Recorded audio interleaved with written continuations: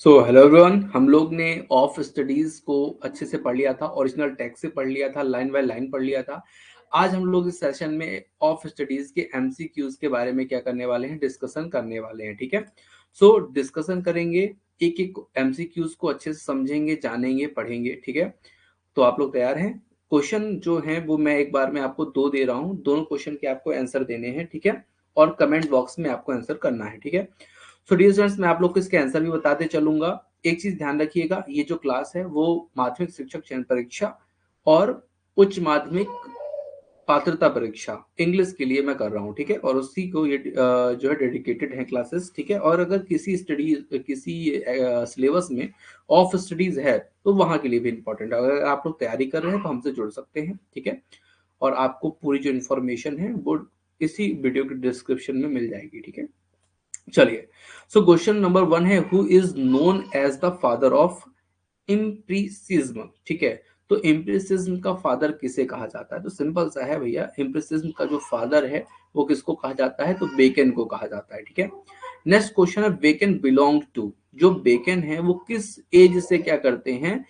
Belong करते हैं। ठीक है, तो वो यहाँ पे एलिजाबेथ लिखा है। ठीक है, एलिजाबेथन एज से बिलोंग करते हैं, या पुरिटियन एरा से, या क्लासिकल एरा से, या नन से। ठीक है, तो यहाँ पे आंसर होगा एलिजाबेथन एज से ये क्या करते हैं? बिलोंग करते हैं। ठीक है, एक चीज मैं बता दूं, ये टेस्ट सीरीज का पार्ट है।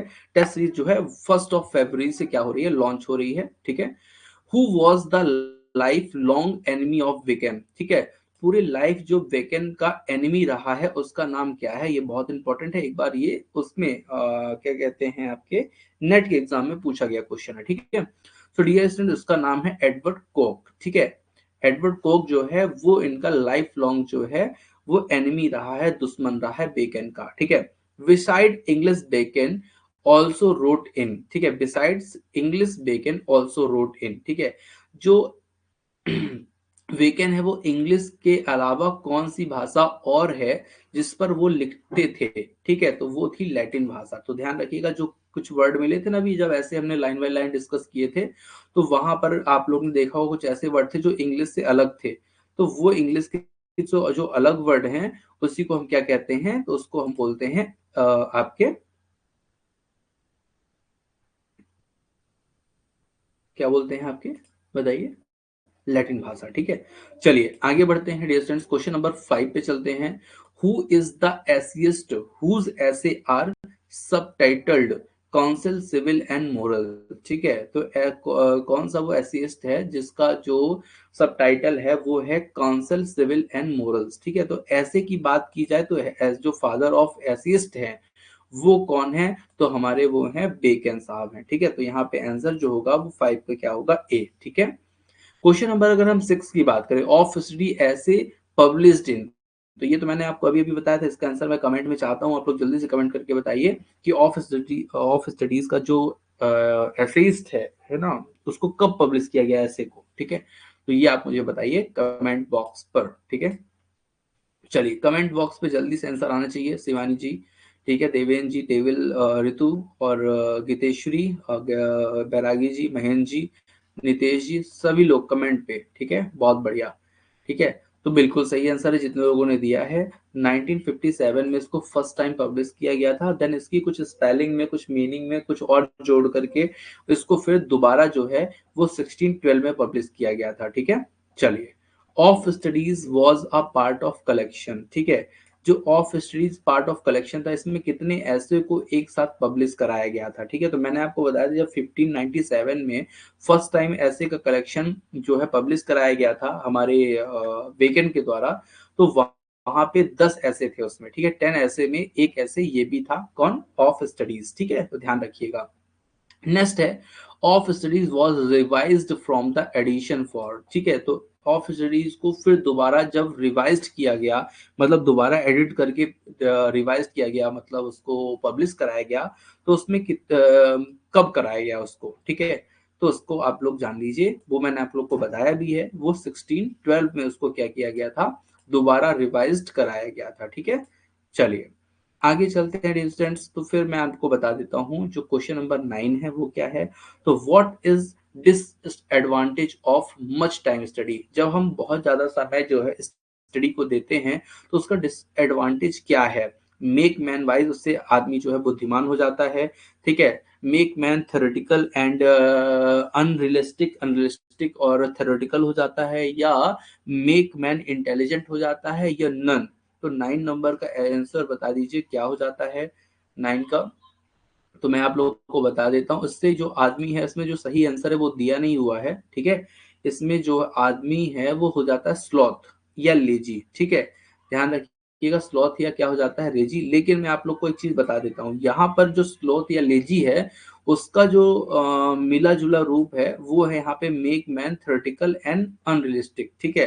तो थ्योरेटिकल हो जाता है और अनरियलिस्टिक मतलब उसका अलग तरह से क्या हो जाता है, व्यवहार हो जाता है, ठीक है। तो ये ध्यान रखिएगा। इसका आंसर बी होगा, डी होना चाहिए था, बिल्कुल सही आप लोग बोल रहे हैं, लेकिन डी आंसर नहीं है, इसका आंसर क्या है, बी है, ठीक है। स्लोथ हो रहा है आंसर वैसे इसका, ठीक है। चलिए क्वेश्चन नंबर 10 की बात करें, how many type of books are in the essay, कितने तरह की बुक की बात जो है ऐसे में की गई है, ठीक है। तो यहाँ पर जितनी भी बातें की गई हैं सब 3 टाइप की गई हैं। कैसी टाइप की गई हैं, 3 टाइप की, ठीक है। ठीक है, बिल्कुल रितु जी, ठीक है, स्लोथ बिल्कुल सही है। चलिए, तो आप लोग को मैं बता देता हूँ कि जो बुक है वो कितनी टाइप की बताई गई है, तो 3 टाइप की बुक की बात की गई है, ठीक है। What is the mode of study, ठीक है, रीडिंग, कॉन्फ्रेंस या राइटिंग, ठीक है। स्टडी अपन लोग किस लिए करते हैं, ठीक है, रीडिंग के लिए, राइटिंग के लिए, कॉन्फ्रेंस के लिए, ठीक है। तो एक चीज जान लीजिए, जो अपन लोग रीडिंग मतलब जो अपन लोग स्टडी करते हैं वो हर तरह से जो है अपन अपने आप को स्ट्रॉन्ग करने के लिए करते हैं, ठीक है।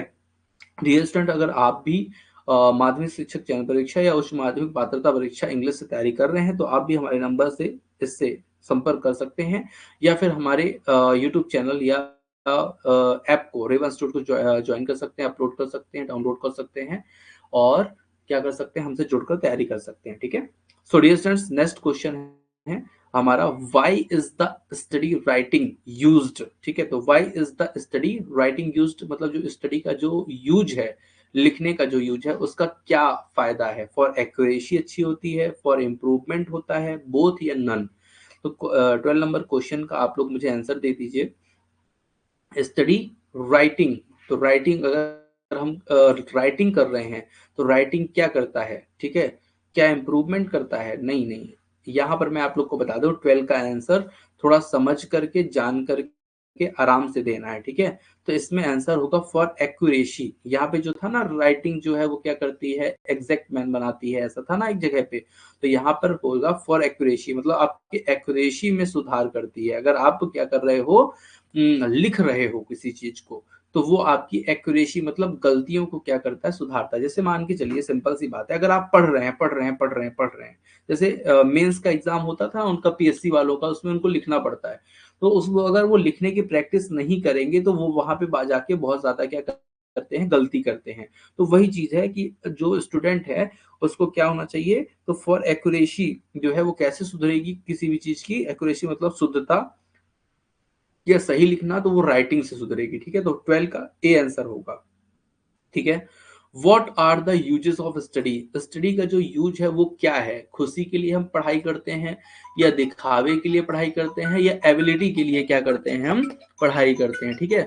तो ये चीज आप लोग को थोड़ा सा क्या है, पता होनी चाहिए। तो मैं आप लोग को बता दूं, जो स्टडी हम करते हैं वो तीनों के लिए करते हैं, दिखावे के लिए भी, ऑर्नामेंट के लिए, और एबिलिटी के लिए भी हम क्या करते हैं, स्टडी करते हैं, ठीक है। तो चलिए क्वेश्चन नंबर 14 पे चलते हैं। क्वेश्चन नंबर 14 है, of study is taken from the list of ऐसे, ठीक है। तो जो ऑफ स्टडी है वो कहां से लिया गया है, कौन से ऐसे की लिस्ट से लिया गया है, ठीक है। कैरेक्टर बिल्डिंग से, स्टेट अफेयर से, इमोशनल एसेज से, ठीक है। तो 14 का आंसर आप लोग मुझे बता दीजिए। तो इसका मैं आप लोग को बता देता हूँ, जो ऑफ स्टडी है वो ऐसे से लिया गया है, करेक्टर बिल्डिंग से, ठीक है। ध्यान रखिएगा, करेक्टर बिल्डिंग जो ऐसे की लिस्ट है उससे ऑफ स्टडीज को क्या किया गया है, लिया गया है, ठीक है। तो इस चीज को आपको क्या करना है, ध्यान रखना है, ठीक है।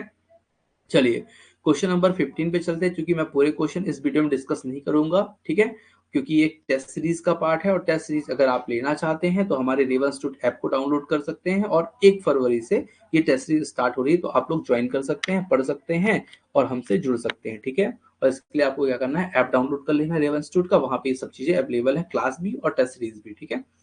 Which of the following type of men are not described in his essay of studies? ठीक है, तो which of the following types of men are not described in his essay of studies? तो अब यहाँ पे ध्यान रखिएगा, क्वेश्चन नंबर जो 15 है वो बोल रहा है किस तरह की बात जो है ऑफ स्टडीज में नहीं की गई है, वीक मैन की, इंटेलिजेंट मैन की, या हैंडसम मैन की।